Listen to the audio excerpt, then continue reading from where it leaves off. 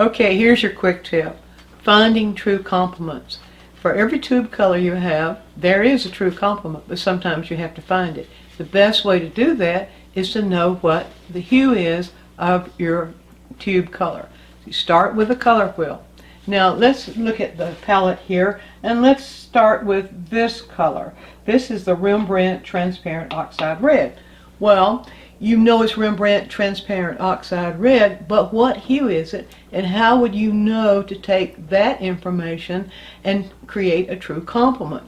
Why would you want a true complement? You might want it because you want to create a true neutral.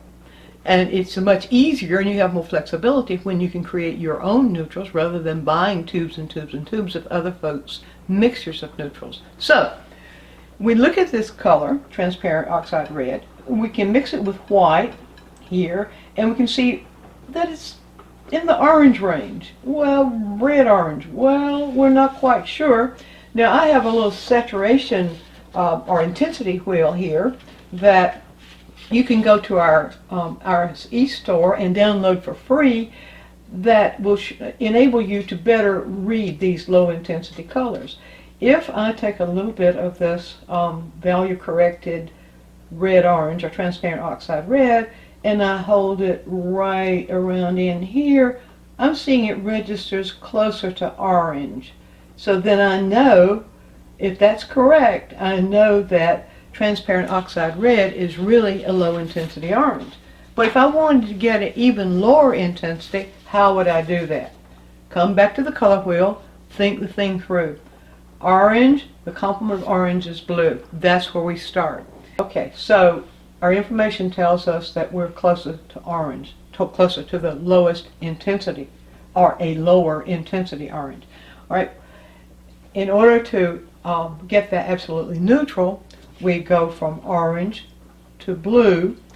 We pick up a blue, and if we're right, if that is really orange, then a blue should make it totally, or a true complement. So I'll pull that orange right here. This is the transparent oxide red. I'm going to start with ultramarine blue. Now, I have value corrected all these colors in order to be able to see them. This is for scientific study. So we'll start with ultramarine blue. Now, ultramarine blue is it's almost a violet blue. It leans a little bit more towards violet, and let's just see what will happen. So when we mix ultramarine blue with the transparent oxide red, and we can watch it turn gray. There it is. It gets more and more neutral, and I do believe that probably is about as neutral. Look at that. That is gray on the nose. Let's go one step further with this little experiment. Suppose you have a color that, well, you're not quite sure about. For example, this is the quinacridone red violet by Utrecht. Now, we look at the color, hold this to the color wheel again, and see what hue, and it says red violet on the tube, so we know it's red violet. But then, what is going to neutralize that red violet? Well, it says across from the color wheel that we can neutralize red violet with yellow green.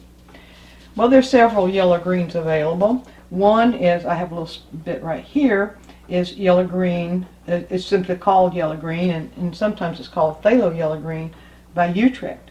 Now, will this yellow green neutralize this red violet? Let's see. Just because a color is labeled on the tube in a particular way doesn't mean that it's exactly what you need in order to get a true complement. So it's a good idea to test it. Now let's just pull these two together. Now here's the way you test it. If when you pull them together it won't turn neutral, so a real gray like our previous mixture did, but if it either wants to go a little bit more red or a little bit more green, you know that's not a true complement. So the thing that we need to do next is to find a way to pull another color in. So what do we have here? That color is almost neutral, but not quite.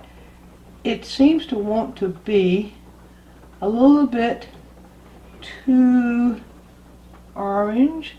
What if we put just a little bit of orange here, blue? What if we put just a little bit of blue in here? And, well, I may have overdone. Here we go. There we go. Then we get a true neutral. There we are, right there. So it's a good idea to always refer to the color wheel. Allow the color wheel to be kind of a calculator for you that you learn how to read. And when you know what the color is on the color wheel, the color that comes out of your tube, when you know where it registers on the color wheel, then you'll know how to find the complement. And then when you mix those two together, if that mixture leans in one direction or the other, you can go back to the color wheel and see which color to add to that in order to bring it to complete neutral. And there's your quick tip.